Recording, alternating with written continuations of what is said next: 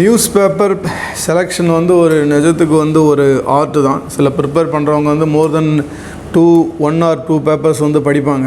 பேப்பரை கையில் எடுத்து வச்சுப்போம், நோட்டை வச்சுப்போம், ஒருவேளை இது வந்துருமோ அப்படின்னு அதை எழுதுவோம், ஒருவேளை அது வந்துருமோன்னு எழுதுவோம். இப்படி நானும் எழுதியிருக்கேன். இது வந்து இயற்கை, இது வந்து யாரையும் தப்பே சொல்ல முடியாது. ஏன்னா வந்து நல்லா உங்களுக்கே தெரியும், கூண்டுக்குள்ளே போட்டு வளர்க்குற சிங்கத்துக்கும் காட்டில் வளர்க்குற சிங்கத்துக்கும் நிறைய வித்தியாசம் இருக்கும். எப்பவுமே வந்து நம்ம கூண்டில் அடைப்பட்டு இருக்கவே கூடாது. நம்மளை டார்கெட் பண்ணி ஒருத்தர் மார்க்கெட் பண்ணுறாங்கன்னா அதை நம்ம வந்து நிச்சயமாக அவாய்ட் பண்ணுறது நல்லது. நான் நோட் மேக்கிங் வந்து சிவில் சர்வீஸ் இல்லை, இப்போ ஐடிஐ படிக்கிறப்பவே நான் நோட் மேக்கிங் படிக்க ஆரம்பிச்சிட்டேன். முதல்ல நோட் மேக்கிங் பார்க்குறப்போ புக்கை பார்த்து எழுதுகிற மாதிரி இருக்கும். நியூஸ் பேப்பரை வச்சுக்கிட்டு பார்த்து எழுதிக்கிட்டே இருப்போம், வரிக்கு வரி எழுதிக்கிட்டே இருப்போம். அந்த மாதத்தில் ஒரே ஒரு முறை அந்த இன்சிடெண்ட் நடந்திருக்கும். அதோடு வந்து நீங்கள் நோட் பண்ணியிருப்பீங்க, அது வந்து மறந்துடும். ஆனால் அந்த ஒரு சின்ன விஷயம் பார்த்தீங்கன்னா ஒரு கண்ட்ரியில் ஒரு பெரிய இம்பேக்ட் பண்ணியிருக்கோம், இன்டர்நேஷ்னலில் ஒரு பெரிய இம்பேக்ட் பண்ணியிருக்கோம். இல்லை நோட் மேக்கிங் வந்து ப்ரிலிமினரிக்கு மட்டும்தான் யூஸ் ஆகும்னு சொல்லிட்டு ப்ரிலிமினரியை முடிச்சிட்ட பிறகு மெயின்ஸுக்கு நியூஸ் பேப்பரே தொடாத ஆளுங்கள்லாம் நிறைய இருக்காங்க. ஸோ டிஎன்பிஎஸ்சியில் unit 8 role of women in freedom struggle, விடுதலை போராட்டத்தில் பெண்களின் பங்கு அப்படின்ற டாபிக் தான் வந்து இன்னைக்கு நம்மளோட ஃப்ரீ கிளாஸஸில் பார்க்க போகிறோம். நம்மளுக்கு தெரியும் 1947 வந்து ஃப்ரீடம் வந்து நம்ம பெற்றிருக்கோம். ஆனால் அதில் பெண்களோட பங்கு எவ்வளோ அப்படின்றத நம்ம தெரிஞ்சுக்க போகிறோம். ஸோ அந்த டாபிக் படிச்சிட்டிங்க அப்படின்னாலே ஐஎன்எம்ல இருக்கிற முக்கியமான லீடர்ஸையும் நம்ம வந்து கவர் பண்ண போறோம். சோ உங்களுக்கான 1 மார்க் இல்லனா ஒரு 2 மார்க்ஸ் வந்து இந்த வீடியோ மூலமா உங்களுக்கு வந்து கன்ஃபார்ம் பண்ண போறோம். சோ இந்த வீடியோவை பார்த்துட்டு அன்னைக்கான டெஸ்ட் எழுதினீங்கன்னா உங்களுக்கான மார்க்ஸை வந்து நீங்க வந்து கன்ஃபார்ம் பண்றீங்க. சோ சீக்கிரமா வந்து உஸ்தாதின் அகாடமில வந்து ஜாயின் பண்ணிக்கோங்க. யூத் பேப்பரின் இனிய வணக்கம். யூத் பேப்பர் நண்பர்கள் அனைவருக்கும் வணக்கம். நான் ஹரிக்குமார், ஐஆர்டிஎஸ் 2010 பேட்ச் சிவில் சர்வீஸ்லேருந்து ஐஆர்டிஎஸ்ஸை செலக்ட் ஆகியிருக்கேன். இப்போ வந்து senior divisional operations manager Tiruchirappalli டிவிஷனில் ட்ரெயின் ஆப்ரேஷன்ஸை பார்த்துட்ருக்கேன். கிட்டத்தட்ட 11 மாவட்டங்கள், ஒரு யூனியன் டெரிட்டரியில் ஒரு ட்ரெயின் ஆப்ரேஷன்ஸை நேரடியாக நான் வந்து மேனேஜ் பண்ணிகிட்ருக்கேன். நியூஸ் பேப்பர் செலெக்ஷன் வந்து ஒரு நிஜத்துக்கு வந்து ஒரு ஆர்ட் தான். சில ப்ரிப்பேர் பண்ணுறவங்க வந்து மோர் தென் 1 or 2 பேப்பர்ஸ் வந்து படிப்பாங்க. இப்போ நிறைய இப்போ வந்து பார்த்திங்கன்னா சிவில் சர்வீஸ் ப்ரிப்பேர் பண்ணுறவங்களுக்காக நிறைய மேகசின்ஸ் அதெல்லாம் போடுறாங்க. அதெல்லாம் ரொம்ப டார்கெட் பண்ணி போடுற விஷயம். அது என்ன ஆகும் அப்படின்னு பார்த்தீங்கன்னா, இந்த மாதிரி டார்கெட் பண்ணி போடுற புக்ஸை வந்து படிச்சிங்கன்னா நீங்கள் அதை தாண்டி வெளியவே படிக்க மாட்டீங்க, வெளியே யோசிக்க மாட்டீங்க. அதை நீங்கள் கண்டிப்பாக அவாய்ட் பண்ணணும். ஏன்னா திரும்ப திரும்ப நான் என்ன சொல்கிறேன்னா, நல்ல சிவில் சர்வெண்ட் வந்து ஒரு நல்ல அட்மினிஸ்ட்ரேட்டராக இருக்கணும்னு ஓப்பன் மைண்டடாக இருக்கணும். உங்களை வந்து ஒரு கூண்டுக்குள்ளே போட்டு நல்லா உங்களுக்கே தெரியும், கூண்டுக்குள்ளே போட்டு வளர்க்குற சிங்கத்துக்கும் காட்டில் வளர்க்குற சிங்கத்துக்கும் நிறைய வித்தியாசம் இருக்கும். எப்பவுமே வந்து நம்ம கூண்டில் அடைப்பட்டு இருக்கவே கூடாது. நம்மளை டார்கெட் பண்ணி ஒருத்தர் மார்க்கெட் பண்ணுறாங்கன்னா அதை நம்ம வந்து நிச்சயமாக அவாய்ட் பண்ணுறது நல்லது. ஒரு சில விஷயங்களை வந்து அதை எதுக்கு யூஸ் பண்ணிக்கலாம்னா, எக்ஸாமை ரிவைஸ் பண்ணுறப்போ நீங்கள் எல்லா நியூஸ் பேப்பரையும் படிச்சிட்டிங்க, உலக விஷயங்களை வந்து அலசி ஆராய்ஞ்சிட்ட பிறகு இது உங்களுக்கு ஞாபகப்படுத்தும், இந்த விஷயத்தை படிக்கிறப்ப ஞாபகப்படுத்தும்னா அதை யூஸ் பண்ணிக்கலாமே தவிர அது ஒரு ப்ரைமரி சோர்ஸாகவே எடுத்துக்கக்கூடாது. நீங்கள் நியூஸ் பேப்பர் படிக்கிறப்பே தெரியும், சில நியூஸ் பேப்பர் வந்து சமூக அக்கறையோட நிறைய பேப்பர் எழுதுவாங்க. இங்கிலீஷ் பேப்பர் மட்டும்தான் படிக்கணும்னு அவசியம் கிடையாது. நீங்கள் கண்டிப்பாக நல்ல தமிழ் பேப்பருமே படிக்கலாம். ஏன்னா சமூக விஷயங்களை அலசி ஆராய்ஞ்சு பேசக்கூடிய நிறைய தமிழ் பத்திரிகைகள் இருக்குது. அந்த மாதிரியான செலக்டிவான விஷயங்கள், இந்த பத்திரிகைகளை வந்து எல்லா பேஜும் நான் படிக்க மாட்டேன், இந்த 2 பேஜ் மட்டும் படிப்பேன், இதில் எனக்கு விஷயம் இருக்குன்னா அந்த 2 பேஜ் மட்டும் படிங்க, அதில் ஒன்றும் தப்பே கிடையாது. ஆனால் ஓப்பன் மைண்டடாக எழுதுகிற ஒரு பத்திரிகையை படிக்கிறது ரொம்ப நல்லது. நியூஸ் பேப்பர் நோட் மேக்கிங் பார்த்திங்கன்னா அது நிஜமாக அது வந்து ஒரு ஆர்ட் தான். முதல் முறை எழுதுகிறவங்களுக்கு வந்து ஆர்ட் வந்து ரொம்ப கைகூடாது. அதுக்காக நம்ம வந்து கவலைப்பட வேண்டியதில்லை. இப்போ நான் ஃபஸ்ட் டைம் ஒரு நியூஸ் பேப்பர் எடுத்து எழுதுகிறப்ப பார்த்திங்கன்னா, நான் நோட் மேக்கிங் வந்து சிவில் சர்வீஸ் இல்லை, இப்போ ஐடிஐ படிக்கிறப்பவே நான் நோட் மேக்கிங் படிக்க ஆரம்பிச்சிட்டேன். அப்போ நான் நோட் மேக்கிங் பண்ணதுக்கும் ஆஸ் அ சிவில் சர்வெண்ட் ஆஸ்பிரண்டாக டிகிரி படிச்சுட்டு பண்ண நோட் மேக்கிங் பார்த்திங்கன்னா நிறைய வித்தியாசம் இருக்கும். இப்போ முதல் முறை நோட் மேக்கிங் பார்க்குறப்போ புக்கை பார்த்து எழுதுகிற மாதிரி இருக்கும். நியூஸ் பேப்பரை வச்சுக்கிட்டு பார்த்து எழுதிக்கிட்டே இருப்போம், வரிக்கு வரி எழுதிக்கிட்டே இருப்போம். இதை பார்த்திங்கன்னா ஒரு ஏகப்பட்ட, அதாவது நோட் மேக்கிங் வந்து பார்த்திங்கன்னா நியூஸ் பேப்பரில் இருக்கிற விஷயங்களை சுருக்கி எழுதுகிற புரிகிற மாதிரி விஷயமா இருக்கும். நாம் என்ன பண்ணியிருப்போம், அதில் இருக்கிறத அப்படியே காப்பி பண்ணி எழுதியிருப்போம். அப்போ வந்து அது எஃபிஷியண்ட்டான நோட் மேக்கிங்கே இருக்காது. அது வந்து என்ன ஆகும், உங்களுடைய நேரத்தை வந்து ரொம்ப வீணாக்கும், ரொம்ப வந்து கன்சியூம் பண்ணும். பை நேச்சர் நீங்கள் படிக்க ஒரு சில விஷயங்கள் பார்த்தீங்கன்னா மனசில் ரொம்ப ஊன்றிடும். இந்த விஷயத்தை படிச்சிங்கன்னா இந்த விஷயத்தில் இதுதான் இருக்கும், இது இந்த மாதிரியான விஷயங்களில் வந்து மிஸ் ஆகும்னு நினைக்கிறீங்க பாருங்கள், அதை மட்டும் நீங்கள் நோட் மேக்கிங் பண்ணிக்கிட்டால் போதும். என்னோடய நோட் மேக்கிங்கில் பார்த்தீங்கன்னா இண்டெக்ஸ் போட்டிருப்பேன் நான். National news, international news, sports, socio economic news, environmental news, இது மாதிரி வந்து ஒரு 5-10 டாபிக்ஸ் போட்டு வச்சுருப்பேன். ஸோ அன்னன்னைக்கு நம்ம என்னென்ன படிக்கிறோமோ அந்த விஷயங்களை வந்து அந்த பேஜில் வந்து எடுத்து குறிப்பு எழுதிப்பேன். மேக்ஸிமம் பார்த்தீங்கன்னா ஒரு சம்மந்தமான விஷயம் 2-3 லைனுக்குள்ளேயே வந்து நம்ம நியூஸை வந்து எழுதிடலாம். இதுவுமே உங்களுக்கு ஏன் யூஸ் ஆகும்னா சில ஃபேக்ட்டு, சில சிட்டி, சில ஃபேக்ட்டு, சில அக்ரிமெண்ட் வந்து மறந்துடக்கூடாதுன்றதை எழுதும். மற்றபடி அதோட ஓவரால் அண்டர்ஸ்டாண்டிங் பார்த்திங்கன்னா இப்போ நிறைய வசதி இருக்குது. உங்களுக்கு ஒரு சின்ன விஷயத்தை வந்து ஒரு நியூஸ் பேப்பர் படிக்கிறப்போ அதில் ஒரு சின்ன விஷயந்தான் சொல்லியிருக்கோம். ஏதோ ஒரு பிரச்சனையை பற்றி பேசுகிறப்போ இந்தியா சைனா பிரச்சனையை பற்றி ஏதோ ஒரு விஷயத்தை பேசுகிறப்போ இந்தியா சைனாக்கு இடையில் வந்து ஒரு அக்ரிமெண்ட்டை போட்டாங்கன்னு ஒரே ஒரு லைன் தான் எங்கேயா இருக்கும்.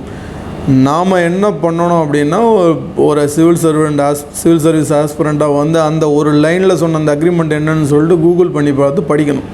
படிச்சிங்கன்னா தான் அதுக்கோட கம்ப்ளீட் பேக்ரவுண்டு தெரியும். இப்போ இந்த நியூஸோட அந்த அக்ரிமெண்ட் எப்படி ரிலேட் ஆகுது, அது எவ்வளோ நாளாக அது இருக்குது, இன் ஃப்யூச்சரில் வந்து அதை மாடிஃபை பண்ணணுமா பண்ணக்கூடாதா, இந்த மாதிரியான விஷயங்களை வந்து நீங்கள் ஊன்றி படிக்கணும். ஏன்னா காலத்துக்கு ஏற்ற மாதிரி ஒரு அக்ரிமெண்ட் வந்து எல்லா டைமுக்கும் பொருந்தாது. காலம் மாறுறப்போ, தொழில்நுட்பம் மாறுறப்போ, பொருளாதாரம் மாறுறப்போ, மக்களோட டெமோக்ரஸி, ஆட்டோக்ராட்டிக் எல்லாம் மாறுறப்போ அக்ரிமெண்ட் எல்லாமே வந்து மாற்றத்துக்கு உட்பட்டது தான். ஸோ அதனால் அது மாதிரியான விஷயங்களை ஊன்றி வந்து படிக்கணும். இப்போ இதை பற்றி நோட்ஸ் எடுக்கிறப்போ இந்த அக்ரிமெண்ட்டை பற்றி 2-3 எழுதிக்கிறது. ஏன்னா வந்து அது அந்த பேப்பரில் இருக்காது. ஏன்னா நீங்கள் அந்த விஷயத்தை நோட்ஸ் எடுக்கிறப்போ அந்த அக்ரிமெண்ட்டை பற்றி ஒரு லைன் தான் இருக்கும். நீங்கள் கூகுள் பண்ணி வச்சுட்டு அந்த அக்ரிமெண்ட்டை பற்றி ஒரு 2 லைன் நீங்கள் எழுதிக்கிட்டிங்கன்னா உங்களுக்கு ரிவைஸ் பண்ணுறதுக்கு ரொம்ப ஈஸியாக இருக்கும். நோட் மேக்கிங் நம்ம அப்படி தான் பண்ணணும். நீங்கள் முதல் நாள் எடுத்ததுக்கும் 4 மாதம் கழிச்சு எடுத்ததுக்கும் நிறைய டிஃப்ரென்ஸ் இருக்கும். நீங்கள் எதில் ஒரு மாதம் முடித்த பிறகு நீங்களே ஒரு டைம் படித்து பார்த்துட்டு தேவையில்லாதெல்லாம் அடிச்சிங்கன்னா 4வது மாதத்தில் 5வது மாதத்தில் வந்து ரிஃபைன் பண்ணி ஈஸியாக எடுப்பீங்க. நோட் மேக்கிங் ஏன் பண்ணணும் அப்படின்னு கேட்டிங்கன்னா, நோட் மேக்கிங் பண்ணுறது ரொம்ப முக்கியம். ஏன்னா வந்து நம்ம ஒரு பெரிய கம்ப்யூட்டரை விட ரொம்ப அதிகமாக ஃபாஸ்ட்டாக செயல்படுற ஒரு ஆளாக இருந்தாலும் வந்து உடனே டக்குன்னு சில விஷயங்கள்லாம் ஞாபகத்துக்கு வராது. இது ஹியூமன் நேச்சர். சில நேரங்களில் வந்து பார்த்திங்கன்னா அன்னைக்கு பெண்ணை எங்கேயோ வச்சோம்னால அதுவே எங்கே வச்சோம்னு தேட முடியாது நம்மளால். இந்த மாதிரி சில டைமில் வந்து ரொம்ப ஷார்ட் டேர்மில் வந்து நீங்கள் மறந்துடுவோம் முக்கியமான விஷயங்களை. ஒரு சில முக்கியமான விஷயங்கள் வந்து பார்த்திங்கன்னா ரொம்ப மெஜாரிட்டியான விஷயங்கள் தான் ரிப்பீட் ஆகும். ஒரு சில விஷயம் வந்து ரிப்பீட்டே ஆகாது. அந்த மாதத்தில் ஒரே ஒரு முறை அந்த இன்சிடெண்ட் நடந்திருக்கும், அதோடு வந்து நீங்கள் நோட் பண்ணியிருப்பீங்க, அது வந்து மறந்துடும். ஆனால் அந்த ஒரு சின்ன விஷயம் பார்த்திங்கன்னா ஒரு கண்ட்ரியில் ஒரு பெரிய இம்பேக்ட் பண்ணியிருக்கோம், இன்டர்நேஷ்னலில் ஒரு பெரிய இம்பேக்ட் பண்ணியிருக்கோம், இல்லை பார்லிமெண்ட்டில் வந்து அது ஏதாவது ஒரு லாவையே மாற்றுற அளவுக்கு ஒரு பிரச்சனையை வந்து உண்டு பண்ணியிருக்கோம். இந்த மாதிரியான விஷயங்கள் வந்து சில நேரங்களில் வந்து திரும்ப வர விஷயங்களை தான் நம்ம ஞாபகம் வச்சுருப்போம். எப்போயாவது 1-2 முறை வர விஷயங்களை வந்து நம்ம மறந்துடுவோம். பட் அது முக்கியமான விஷயமா இருக்கும். அதனால தான் நம்ம நோட் மேக்கிங் பண்ணுறோம். நோட் மேக்கிங் பண்ணிவிட்டு அதை அப்படியே பத்திரமா வச்சுக்கூடாது. முடிஞ்ச வரைக்கும் மாதம் வந்து எடுத்து ரிவைஸ் பண்ணுறது ரொம்ப நல்லது. அப்படி பண்ணோம்னா தான் அது நமக்கு ஞாபகம் இருக்கும். முதல்ல ஆரம்பத்தில் பார்த்தீங்கன்னா நீங்கள் நோட் மேக்கிங்கில் நியூஸ் பேப்பர் ரீடிங்கே தப்பாக தான் இருக்கும். சில நேரங்கள் அது எது நம்ம சம்மந்தமில்லாத விஷயங்களை நம்ம படிக்கிற ரொம்ப சின்ன லோக்கல் பாலிட்டிக்ஸ் ஆரம்பித்து நிறைய விஷயங்களை கான்சன்ட்ரேட் பண்ணி எல்லாத்துக்குமே ஈக்குவல் கான்சன்ட்ரேஷன் கொடுப்போம். அதுதான் வந்து பிரச்சனை. நியூஸ் பேப்பர் ரீடிங்கில் வந்து எல்லாத்துக்குமே வந்து படிக்கணும், பட் எதில் வந்து நிறைய கான்சன்ட்ரேட் பண்ணணும், எதில் கொஞ்சமான கான்சன்ட்ரேட் பண்ணணும்னு இருக்குது. அது நீங்கள் வந்து படிக்க உங்களுக்கே வந்து பழகும். அதே மாதிரி தான் வந்து பார்க்குறதெல்லாம் நோட்ஸ் எடுக்கணும்னு தோணும். அது ரொம்ப கஷ்டம். பிகினிங்கில் வந்து அது கஷ்டம். ஒருவேளை அதாவது என்ன பிரச்சனைனா, எக்ஸாம் ப்ரிப்பேர் பண்ணுறன்ற மைண்ட் செட்டில் படிச்சுன்னு வச்சுக்கோங்க, பேப்பரை கையில் எடுத்து வச்சுப்போம், நோட்டை வச்சுப்போம், ஒருவேளை இது வந்துருமோ அப்படின்னு அதை எழுதுவோம், ஒருவேளை அது வந்துருமோன்னு எழுதுவோம். இப்படி நானும் எழுதியிருக்கேன். இது வந்து இயற்கை. இது வந்து யாரையும் தப்பே சொல்ல முடியாது. ஏன்னா வந்து எக்ஸாம் ப்ரிப்பேர் பண்ணுறப்போ அந்த ப்ரெஷர், அந்த பதட்டத்தினால என்ன ஆகும், எல்லாமே வந்துருமோன்னு சொல்லிட்டு எல்லாத்தையும் எழுதி வச்சுருப்போம். ஒரு நாளில் வந்து 10 பக்கத்தில் வந்த நியூஸுமே வந்து நம்ம 10 பக்கத்துக்கு எழுதியிருப்போம். அது போக தான் உங்களுக்கு வந்து புரியும். கொஞ்சம் நேரம் நீங்கள் எந்த மாதிரியான ரெலவெண்ட்டான நியூஸ் படிக்கிறோமோன்றது அந்த ஃபியர்னால், புதுசாக ஃபீல்டில் வந்ததுனால வந்து நடக்கிறது. அது வந்து இயற்கை தான். அது வந்து 2-3 மாதம் ஆகிறப்போ நீங்களே வந்து இதை எழுதியிருக்க வேணாம், இதை ஏன் நம்ம எழுதுகிறோம், நீங்கள் படிக்கிறப்ப. அதனால தான் சொல்கிறேன் நான், ஒரு மாதம் முடிஞ்சப்போவும் 2வது உங்களோட நோட் ரீடிங்கை நீங்கள் படிக்கணும். படிச்சிங்கன்னா தான் நீங்கள் அடுத்து இம்ப்ரூவ்மெண்ட் இருக்கும். நான் எழுதுறதெல்லாம் கரெக்டுன்னு சொல்லிட்டு நீங்கள் எழுதிட்டே போனீங்கன்னா 6 மாதம் 7 மாதம் ஆனாலும் வந்து நீங்கள் தப்பாக தான் நோட்ஸ் எடுத்துகிட்டு இருப்பீங்க. உங்களை விட உங்களை அசஸ் பண்ணுற ஆள் வேறு யாருமே இருக்க முடியாது. இதான் நான் திரும்ப சொல்கிறேன். உங்களை செல்ஃப் எவால்வேட் பண்ணிங்கன்னா தான் கரெக்டாக இருக்கும். உங்களை வந்து நான் எவால்வேட் பண்ணனா அது தப்பாக தான் இருக்கும். நிச்சயமாக உங்களை பற்றி எனக்கு நிறைய தெரியாது. நீங்கள் எப்படி நோட்ஸ் ஓரளவுக்கு ஓவரால் கைட்லைன்ஸ் தான் நான் சொல்ல முடியும். ஆனால் உங்களை நீங்களே எவால்வேட் பண்ணிங்கன்னா உங்களுக்கு இது நான் ஆஸ்பிரண்ட்டாக நான் எடுக்கிற நோட்ஸ் வந்து எனக்கு தேவையாக இருக்கும். பட் ஆஸ்பிரண்ட்டாக வந்து நான் எடுக்கிற நோட்ஸ் உங்களுக்கு யூஸாக இருக்காது. இதனால தான் நான் என்ன முக்கியமாக சொல்கிறேன் அப்படின்னா, ஒருத்தரோட நோட்ஸை வந்து நீங்கள் டிபெண்ட் பண்ணியிருக்காதீங்க. நியூஸ் பேப்பர் நோட்ஸுன்றது ஒரு இண்டிவிஜுவலும் தனியாக எடுக்க வேண்டியது.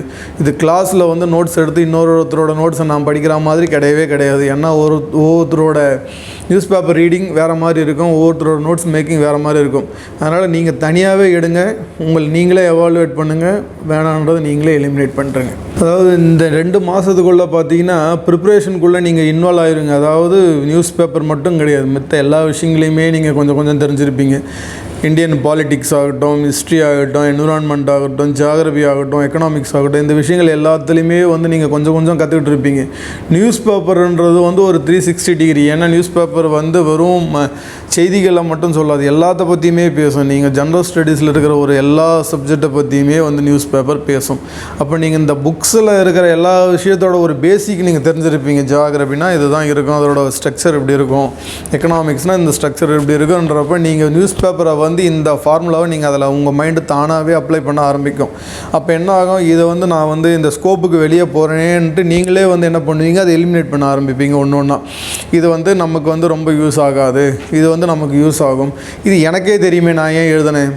பல நேரங்களில் வந்து நமக்கே தெரிஞ்சதே நமக்கே தெரியாமல் எழுதி வச்சுருப்போம். கண்ணை மூடிட்டு வந்து ப்ரிப்பேர் பண்ணுறது, அது வந்து அவுட் ஆஃப் ஃபியர் வர்றது. அதை நீங்கள் போக போக கிராஜுவலாக வந்து எலிமினேட் பண்ணிவிட்டு ஒரு ஹோலிஸ்டிக்கான ஒரு ஸ்ட்ரக்சருக்குள்ளே உங்களோட நோட் மேக்கிங் வந்துடும். அது வந்து பார்த்திங்கன்னா உங்களோட ஓவரால் ஜென்ரல் ஸ்டடீஸ் மாதிரி இருக்கும் பார்க்குறதுக்கு. முக்கியமான ஒரு விஷயம் பார்த்திங்கன்னா, நோட் மேக்கிங் வந்து ப்ரிலிமினரிக்கு மட்டும்தான் யூஸ் ஆகும்னு சொல்லிட்டு ப்ரிலிமினரியை முடிச்சிட்ட பிறகு மெயின்ஸுக்கு நியூஸ் பேப்பரே தொடாத ஆளுங்கள்லாம் நிறைய இருக்காங்க. அது அப்படி கிடையாது. நியூஸ் பேப்பர்ன்றது ஒரு நியூஸ் பேப்பர் படிக்கிறதாகட்டும், நோட் மேக்கிங் ஆகட்டும், அது வந்து ஒரு கண்டினியூஸ் ப்ராசஸ். இன்டர்வியூ முடித்த பிறகு ஆக்சுவலாக நீங்கள் நியூஸ் பேப்பர் நான் முன்னாடியே சொன்ன மாதிரி பார்த்தீங்கன்னா நியூஸ் பேப்பர் படிக்கிறது நம்ம வாழ்க்கைக்கு படிக்கிறோம். அதனால் வந்து இன்டர்வியூவில் சர்வீஸ் வாங்கிட்டாலுமே நீங்கள் நியூஸ் பேப்பர் கண்டினியூஸாக படிச்சிங்கன்னா அது இன்னும் பெட்டராக இருக்கும். சர்வீஸ் வாங்குறதுக்கு முன்னாடி நீங்கள் நியூஸ் பேப்பர் படித்ததை விட சர்வீஸ் வாங்கின பிறகு நியூஸ் பேப்பர் படிச்சிங்கன்னா இன்னும் பெட்டராக இருக்கும். ஏன்னா உங்களுடைய கண்களும் காதுகளும் திறக்கப்பட்டு ரொம்ப நிறைய விஷயங்களை தெரிஞ்சுப்பீங்க. அதனால் நியூஸ் பேப்பர் படிக்கிறதும் சரி, எனக்கு தெரிஞ்சு சர்வீஸ் வாங்கின நிறைய பேர் வந்து ஸ்டில் வந்து அவங்க நோட் மேக்கிங் பண்ணிகிட்டே இருக்காங்க. ஏன்னா இந்த மாதிரியான விஷயங்களை வந்து பொதுப்படையான விஷயங்களை வந்து எடுத்து அலசு ஆராயிற ஆஃபீஸர்ஸ் வந்து நிறைய பேர் இருக்காங்க. அதனால் கண்டினியூஸ் ப்ராசஸ். நீங்கள் வந்து இன்டர்வியூ ஆனாலும் சரி, மெயின்ஸ் ஆனாலும் சரி, நோட் மேக்கிங்கை எப்பவுமே எடுக்கணும். இதுக்கு வந்து மற்ற புக்கு மாதிரி கிடையாது, மற்ற விஷயங்கள் மாதிரி கிடையாது. வெறும் நியூஸ் பேப்பரை வச்சு படிச்சுட்டே வந்து வேறு ஒரு ப்ரிப்பரேஷனும் இல்லாமல் இன்டர்வியூவில் சூப்பராக ஆன்சர் பண்ணி 200 மார்க்குக்கு மேலே எங்கள் பீரியடில் அந்த அவ்வளோ மார்க்கு எடுத்தவங்களாம் நிறைய பேர் இருக்காங்க. அதனால் வந்து நியூஸ் பேப்பர் வந்து ஒரு கண்டினியூஸ் ப்ராசஸ்.